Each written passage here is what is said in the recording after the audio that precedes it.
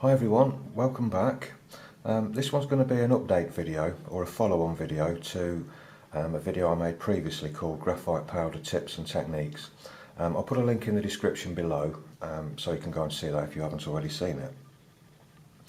But you'll probably remember from that video that I used woodless pencils and a knife blade to scrape the end of the pencil to get graphite powder, and then I blend it in. And I use these woodless pencils in various grades from HB all the way up to 8B. And that way I've got sort of control over the tones, the tonal values in the drawing. And the reason I said I prefer to do that is purely because of that, because I've got control over the tones. And I didn't use graphite powder in the little jars and the little bottles because I didn't know what grade it was. And I wrongly assumed that it may just be all the graphite powder left over from the pencil manufacturing process that they just kind of put into bottles and sold off as graphite powder, and it could be just a combination of any grade of pencil. But I was actually quite wrong, and I stand corrected. A viewer kindly wrote in and informed me that graphite powder, in fact, is actually just natural graphite without any clay or any binders or anything mixed into it, unlike the graphite sticks, which have obviously got clay mixed in there to get the various grades. So graphite powder is just pure natural graphite powder. In theory it should be darker than a 9B, shouldn't it, if it's got no clay sort of cut in with it. So it's nice, dark, pure, natural graphite. So I thought, okay, well, that's interesting. I'll buy some and see what happens. You know, now I basically know what grade of graphite I'm working with. It's basically the darkest of the dark, really.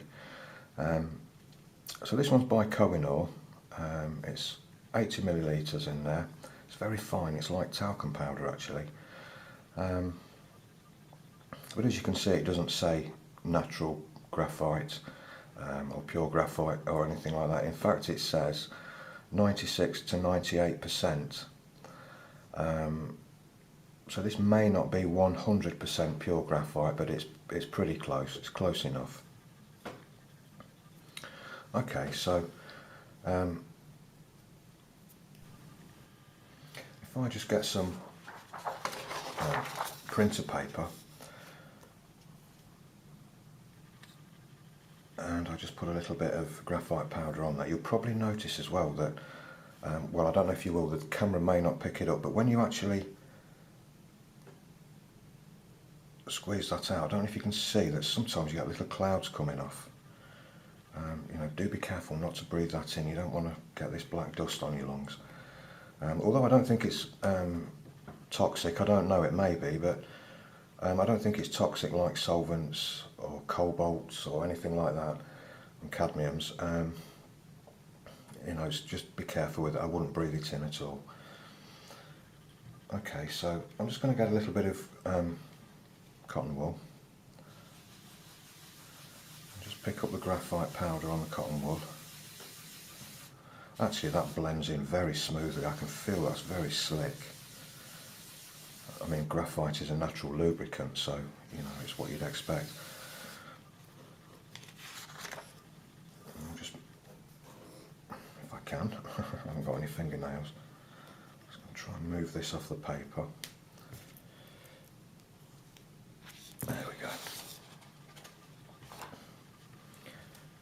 Let's just see if I can get a nice sort of even lay down.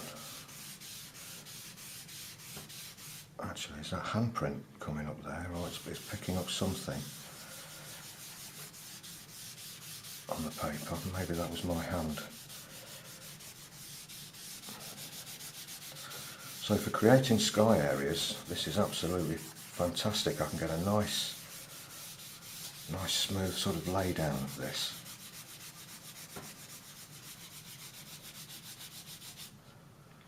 And sort of blend it out literally into nothing. Let me just try with a clean piece of kitchen paper.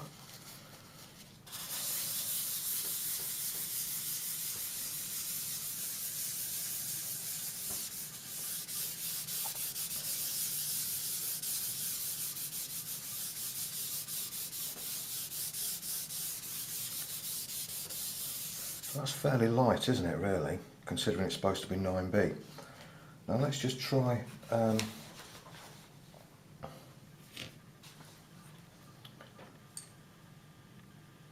just try some. This is an 8B woodless pencil. Let's just try and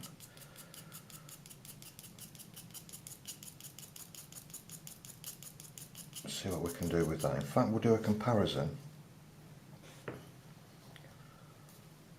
Let's put the graphite powder directly on the paper. It's hard to judge the same quantity because this comes out in a little hill, whereas that's kind of distributed evenly, but we'll see what we can do. Okay.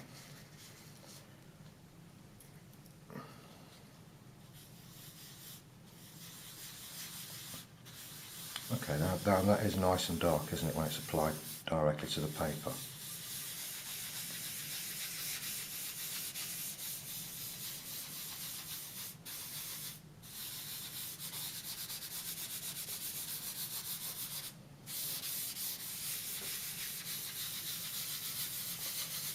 It seems like a little goes a long way as well.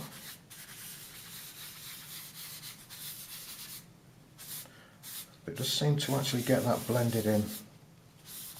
I mean, you can see the surface has still got sort of dust on it, which I can move around. So to blend that in without getting any dust left over, it seems like I've virtually got to blend it into this kind of light tone just here. Okay, but you can actually literally blend it out into almost nothing, which is nice. Okay, now I'll fold the tissue over and get a clean area. I'll just try this little bit of graphite powder just there, just from the woodless pencil.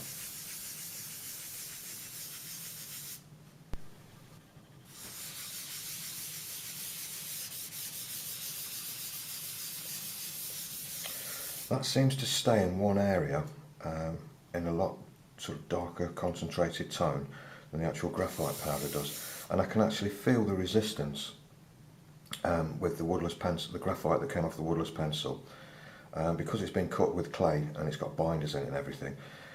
It's certainly not as slick or as smooth as the natural graphite.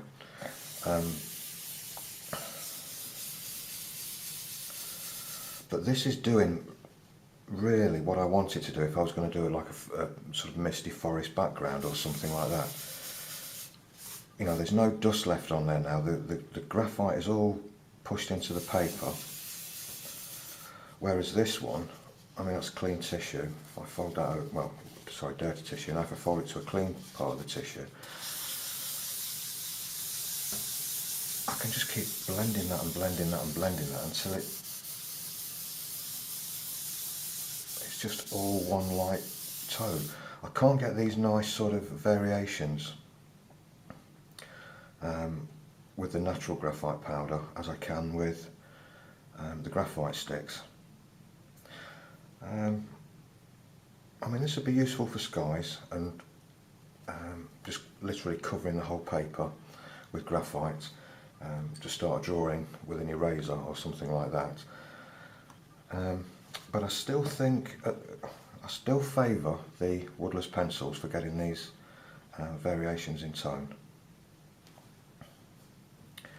Okay, so let's just see how well this does actually erase. I'm expecting it should come off nice and clean actually, so we'll just give it a go.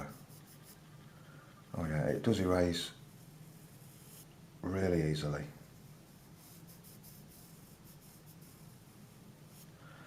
Yeah, so that's good to know. Nice sort of fine lines as well. Yeah.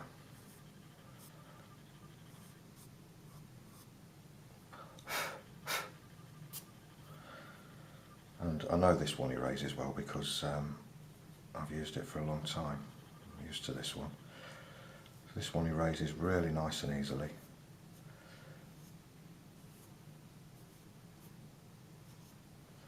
And you can literally just kind of pull out these little light areas to create foliage and things like that. as I'm sure you can with this. Yes, it really does lift off nice and easily, the natural graphite powder. And something else that I've found, which is very useful, I'll just squeeze a little bit more on there. Wow, did you see how that burst out there in the clouds that came off that? Don't want to breathe that in.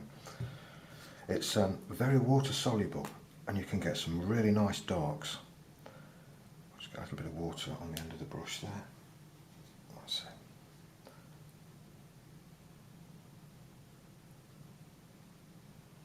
I mean, that's extremely dark, isn't it? That's definitely got its possibilities.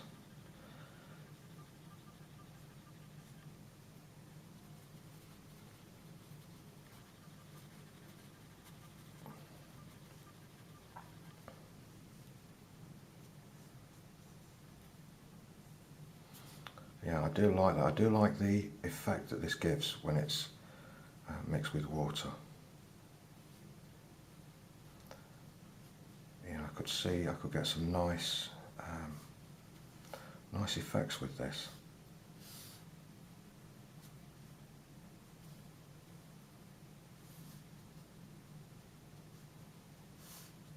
It'd be good for doing rocks. All sorts of textures.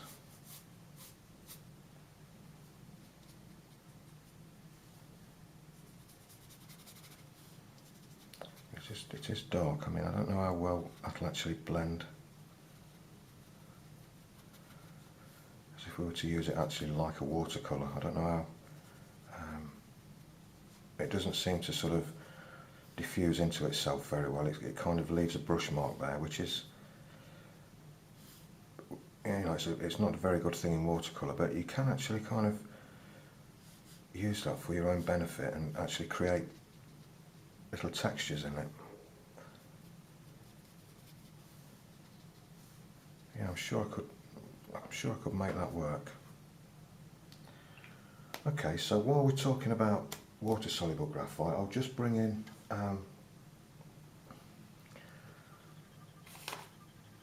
these Derwent graphite sticks and graphite blocks. The graphite sticks, you've probably seen me use these before. They come in 3 grades, soft, medium and hard. And for the purpose of this, I'm going to actually use the soft, which is the darkest. And with these graphite blocks here, you get soft and very soft. I'm going to use the very soft for this.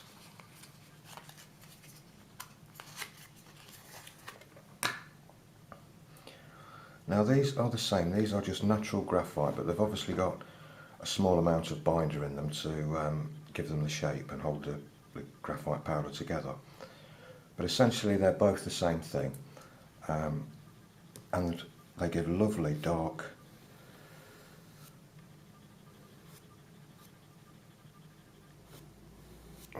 areas.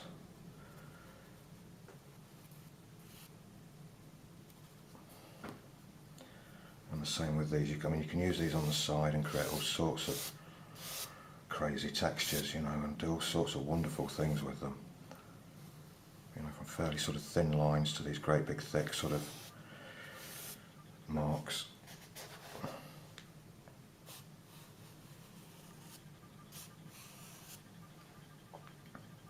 And also these are in fact water soluble as well. You can use them like a paint pan, a watercolour pan.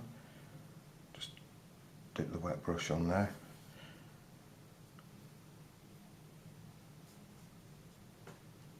And you've got this sort of lovely dark graphite tone. I mean, if you're brave enough to use this in your drawings, I think you'd get some fantastic results with this. Particularly if you're looking for really dark areas in your drawing, I think this would work really well.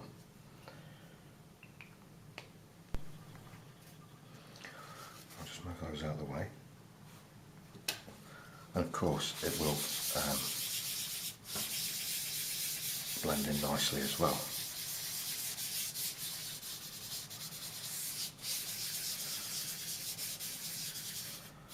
Create some nice sort of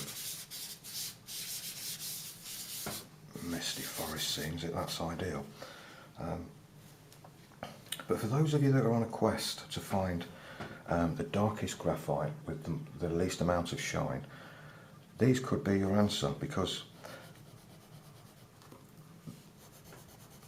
they're natural graphites, unlike the 9B pencils, for example the Derwent Graphite range of 9B pencils, which is the same graphite, Cumberland graphite, they do actually shine. The 9B pencils will actually shine, but these, you know, they'll smudge and blend beautifully, and there is absolutely no shine with them. You know, but unfortunately you don't get them in a pencil form. That's, you know, as fine as you can get, but you can get some fine lines with the corners of these. It's very crumbly, it's almost like a pastel. So it's very blendable, very dark, no shine. So that could be something to consider, you know, if that's what you're looking for. And I'm sure that, where's my blending stump? There we go. I'm sure that once these are blended in,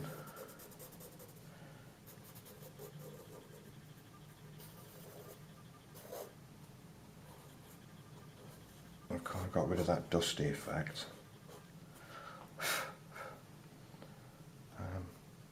That'd be ideal just to go over.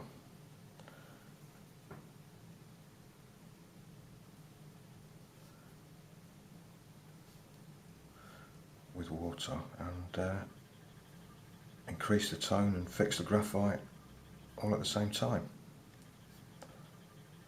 Yeah, I'm really excited about using these actually.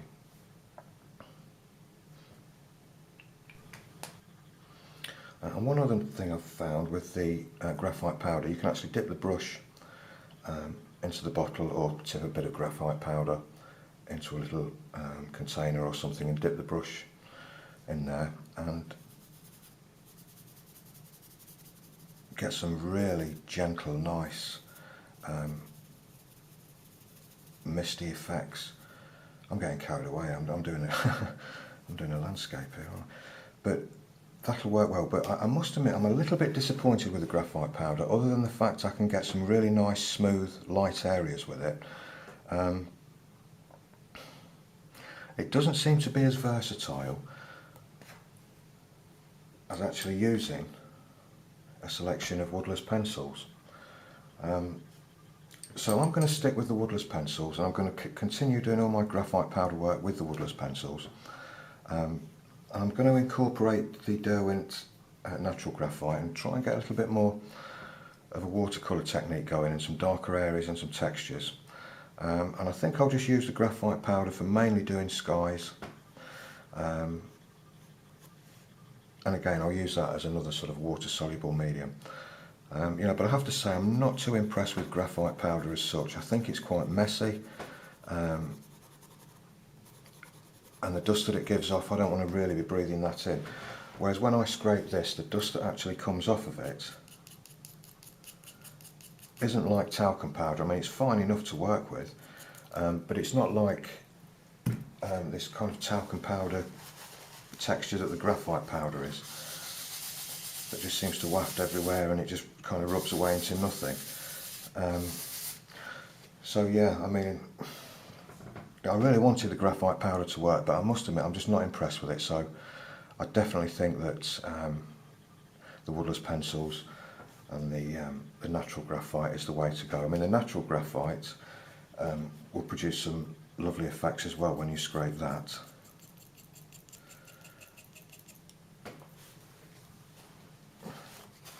And blend that in. That'll give you some nice textures, and it won't just kind of rub away into nothing. It'll kind of stay on the paper a little bit.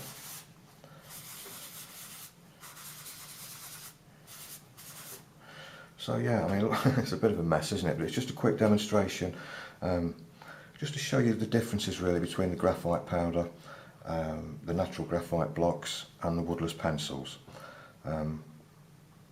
Because it can be daunting for a beginner. You know, you walk into an art shop and you see all these various products and you don't know which one to use. But my recommendation definitely is the woodless pencils. It's clean, you can use them as a pencil, you can have a choice of grades, and you've got more control over the tones. But there you go. I mean, I'll kind of just put that out there for you, and you can sort of mull over it and decide which is best for you. So I hope that's been helpful to you. So thanks very much for viewing, and take care everybody, and I'll see you next time. Bye for now.